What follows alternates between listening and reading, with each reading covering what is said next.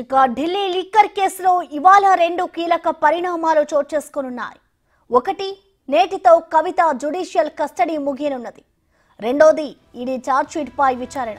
దీంతో మరోసారి Delhi liquor case రాజకీయంగానూ hot గా మారింది. కవిత జ్యుడిషియల్ కస్టడీ ఇవాల్టితో ముగియనుంది.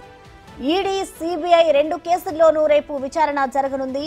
కాగా జ్యుడిషియల్ కస్టడీ పొడిగించే విషయంపై రౌస్ అవెన్యూ కోర్టు విచారించనుంది.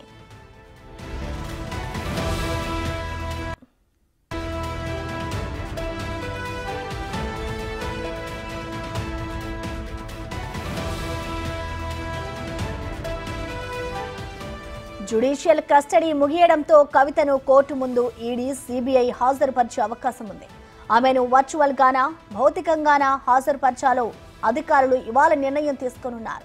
మార్చి 26 నుంచి జ్యుడిషియల్ కస్టడీలోనే కవిత ఉన్నారు. ఢిల్లీ లిక్కర్ కేసులో కవిత పాత్రపై ఈడీ ఇప్పటికే ఛార్జ్షీట్ దాఖలు చేసింది. ఈడీ ఛార్జ్షీట్ ను పరిగణలోకి తీసుకునే అంశంపై సిబిఐ ప్రత్యేక కోర్టు విచారణ చేపట్టనుంది.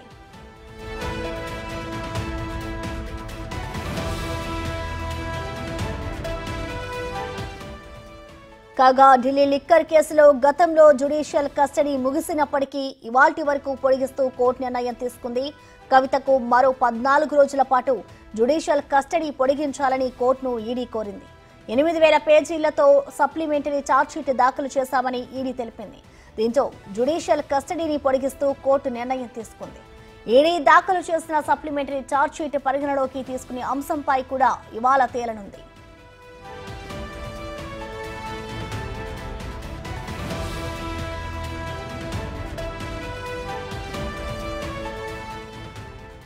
మరోవైపు ఈడీ, సిబిఐ కేసులో బెయిల్ ఇవ్వాలంటూ కవిత వేసిన పిటిషన్లపై 24న ఢిల్లీ హైకోర్టులో విచారణ జరగనుంది. కాగా ఇదే కేసులో కేజ్రీవాల్ మధ్యంతర బెయిల్ పై బయటకొచ్చారు.